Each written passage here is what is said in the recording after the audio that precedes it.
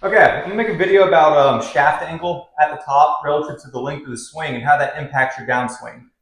So what you need to know is if you're not going to compensate your body angles, by that I mean standing up in the swing, this shaft is going to move one direction throughout the downswing.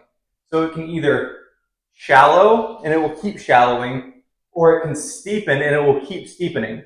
So why is this important? Well, someone with a more across the line swing where the shaft is pointing kind of ahead of them at the top of their swing, if they have a longer swing, when you're across the line, the shaft will automatically shallow as you start to pivot, but it will keep shallowing into impact.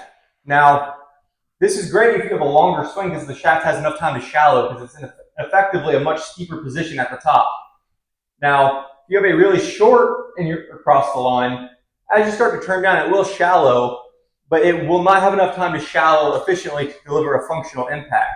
So if you're really short and across the line, as you start to turn, the shaft's still going to be really steep by the time you get into your delivery, and it will not work out very well. Conversely, someone like John Rahm, who has a really laid-off swing, it works because when you're laid off, because the shaft has nowhere to shallow, it tends to steepen in transition. But if you have a shorter swing, it starts to steepen, but it won't get too steep by the time you get to your delivery, so you can still deliver an effective impact.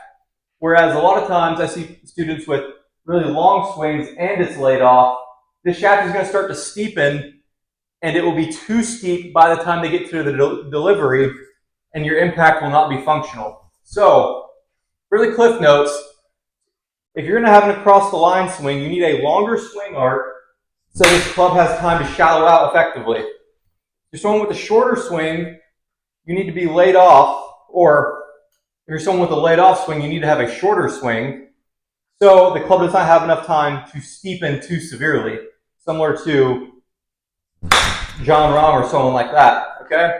So learn to match up your swing, because if you have those mismatched, you're really going to create a hard time for yourself at impact.